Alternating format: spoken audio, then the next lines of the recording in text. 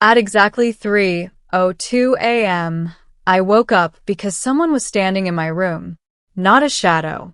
Not sleep paralysis. Not a dream. Someone. My eyes adjusted slowly to the dim glow of my phone charging on the desk. The figure stood near the foot of my bed, completely still, watching me. My first thought was burglar. My second thought was, I'm about to die. I didn't move, didn't breathe. Then she spoke. Please don't scream.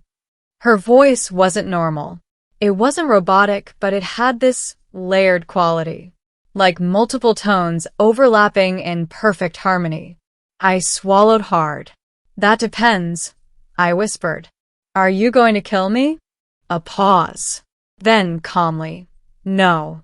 I came to ask for your help. That's when I finally sat up. And that's when I realized she wasn't human. She looked almost like a woman. Humanoid. Tall. Slender. Her proportions were just slightly off. Limbs a bit too long. Fingers a bit too elegant, like they were designed instead of grown. Her skin shimmered faintly, like light was trapped beneath it. Not glowing, just reflecting something that wasn't there. Her eyes were the most unsettling part. Too large, too deep, and they carried a weight I couldn't explain. What are you? I asked. She tilted her head slightly, studying me. My designation would not translate meaningfully into your language, she said. But you may call me Lyra. Okay, I said slowly. Lyra. And how exactly did you get into my apartment? I arrived. That's not an answer. It is the only one you are capable of understanding without distress. I stared at her for a long moment. Try me. She hesitated. That somehow made her seem more real. I displaced space, she said finally. Folded it. Your room was convenient. I rubbed my face. Of course you did, I muttered. Why not? This was insane. Completely insane. And yet something about her, her presence, her composure, kept me from panicking. So, I said, forcing my voice steady, you broke into my room at 3 a.m. by folding space because you need help. Yes. With what? She looked at me, and for the first time, I saw something like urgency flicker in her eyes. I need you to hide me. Silence filled the room. Hide you, I repeated. Yes. From who? Her answer came immediately. From those who will destroy your planet to find me. I blinked. Right. She didn't react. You're serious? Yes. I leaned back against the wall, trying to process what I'd just heard. You're telling me, I said slowly, that aliens are coming here to destroy Earth because of you. Yes. And your solution is to hide in my bedroom. Yes. I stared at her. She stared back. I let out a shaky laugh. This is a prank, right? Hidden cameras? Is Ashton Kutcher about to jump out of my closet? I do not know who that is. Yeah. Figures. I ran my hands through my hair. Okay. Let's assume, just for a second, that you're telling the truth. Why me? Why my room? She stepped closer. The air around her felt different. Charged. You are compatible. Compatible with what? With me. That didn't sound reassuring. In what way? I asked carefully. She hesitated again. Then she said something that made my stomach drop. Your species has a rare neurological trait. Under extreme conditions, you prioritize others over yourself, even when it is irrational. You mean empathy? Yes. And that makes me compatible? It makes you capable of helping me, she said. Most intelligent species lose that trait as they advance. You have not. I frowned. So, you came all the way across the universe to find someone who might be stupid enough to help a stranger? She studied me for a moment. Yes. I couldn't help it. I laughed. Wow. That's brutally honest. Honesty is efficient. Yeah, well, it's also kind of insulting. I do not intend to insult you. Good, I said, because I'm still deciding whether to believe you. She stepped even closer now, close enough that I could see faint patterns moving beneath her skin, like constellations shifting. I can prove it, she said. How? She reached out. May I? I hesitated. Every instinct screamed at me not to let the alien touch me. But something else, curiosity, maybe pushed me forward. Fine, I said. But if I explode or something, I'm going to be very annoyed. I will try to avoid that. Comforting. Her fingers brushed my forehead. And suddenly, I wasn't in my room anymore. I was somewhere else. Somewhere vast. Endless stars stretched in every direction, but they weren't distant points of light. They were alive, moving, pulsing. Ships, massive, incomprehensible structures, tore through space like predators. And then I felt it. Fear. Not mine. Hers. A fleet. A hunting force. Relentless. Planets burned in their wake. Civilizations erased. All for one purpose. To find her. I gasped as I snapped back into my room. I fell off the bed, hitting the floor hard. What the hell was that? I shouted. A memory, she said quietly. My heart was pounding. You showed me that. Yes. That was real. Yes. I looked at her, really looked at her this time. She wasn't lying. She couldn't fake something like that. You're being hunted, I said. Yes. And if they find you here, they will eliminate all potential hiding places, she said, including your planet.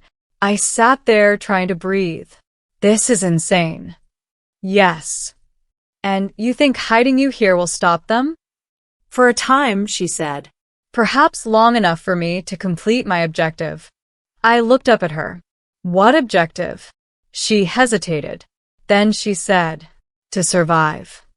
The next few hours were a blur. I didn't sleep. How could I? I had an alien in my apartment. One that could fold space, share memories, and apparently had an interstellar death squad chasing her. Okay, I said finally, pacing the room. Let's say I help you. What exactly does that involve? Secrecy, she said. And proximity. Proximity. Yes. How close are we talking? She gestured to the room. This space is sufficient. So, you're just going to stay here? Yes. For how long? I do not know. I stared at her. You realize I have a job, right? A life. She tilted her head. You will continue your routines. I will remain unseen. And how exactly are you planning to do that? She didn't answer. Instead, she flickered. For a split second, she was gone. Then she was back. I can exist slightly out of phase with your perception, she said. You will see me when I choose. Others will not. Of course you can, I muttered. This was happening. This was actually happening. I sighed. All right, I said. Fine. You can stay. Temporarily. She watched me carefully. You are agreeing? Yeah, I said. Against my better judgment. Thank you. Don't thank me yet, I said. If this gets me killed, I'm going to be very upset. That would be understandable. Days passed, then weeks, and somehow we fell into a routine. Lyra stayed in my apartment, mostly invisible to the outside world. I went to work, came home, tried to pretend my life was normal. It wasn't. Not even close. We talked. A lot. About her world. About mine. About things I couldn't even begin to understand. She told me about civilizations that communicated through light. About species that lived inside stars. About wars that lasted longer than human history. And I told her about everything else. Movies. Food. Music. She didn't understand most of it. But she listened. Really listened. And somewhere along the way she changed. At first she was distant, clinical, but over time she became curious. Then something more. One night, as we sat in silence, she spoke. "You experience attachment," she said. "Yeah," I replied. "It's kind of our thing. It is inefficient." "It is," I agreed. "But it's also what makes us human." She looked at me. I am beginning to understand that. Then everything changed. It was subtle at first. A flicker in the air. A distortion. Lyra noticed it immediately. "They're close," she said. My stomach dropped. "How close?" "Too close." "What do we do?" She looked at me, and for the first time, she looked afraid. "I cannot hide forever." "Then we run," I said. "There is nowhere to run." "Then we fight." She shook her head. "You cannot fight them." "Maybe not," I said. "But I'm not just going to sit here and let them destroy everything." She stared at me. "Why?" she asked. "Because that's what we do," I said. "We fight for each other, even when it's hopeless." She was silent for a long moment. Then she said, "That is why I chose your species." The sky turned red that night. Not literally, but it felt like it. Like something was coming. Something big. Lyra stood by the window, staring out into the darkness. "They're here," she said. I joined her. I couldn't see anything, but I felt it, a pressure in the air. "What happens now?" I asked. She turned to me. "Now, I stop running." Before I could respond, she stepped forward and vanished. I was alone for about 5 seconds.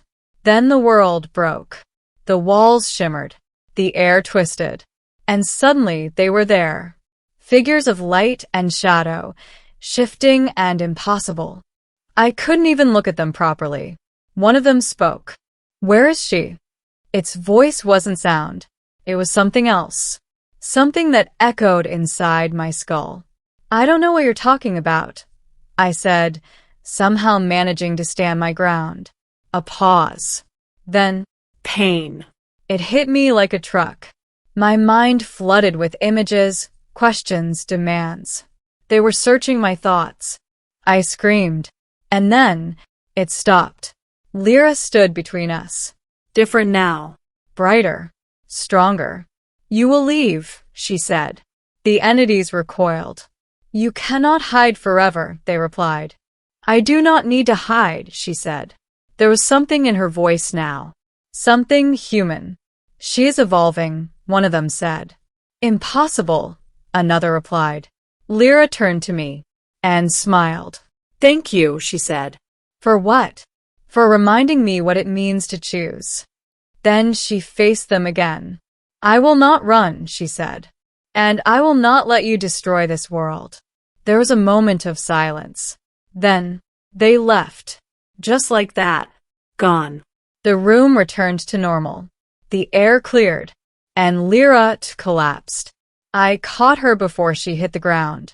Hey, stay with me," I said. Her glow was fading. "They are gone," she whispered. "Yeah," I said. "You did it." "No," she said softly. "We did." I held her there, not knowing what to do. "What happens now?" I asked. She looked up at me, and for the first time, she looked peaceful. "Now," she said, "I stay." Months later, life was different. Not normal, never normal again, but different. The universe was bigger than I ever imagined, and somehow, I had a part in it. Lyra was still there, still learning, still changing. And sometimes at 3 a.m., I'd wake up and see her standing by the window, watching the stars. Not as a fugitive, but as someone who had finally found a place to belong. Ending line. And every night, as the world slept, I couldn't help but think, out of all the planets in the galaxy, an alien chose Earth. And out of all the humans on Earth, she chose me.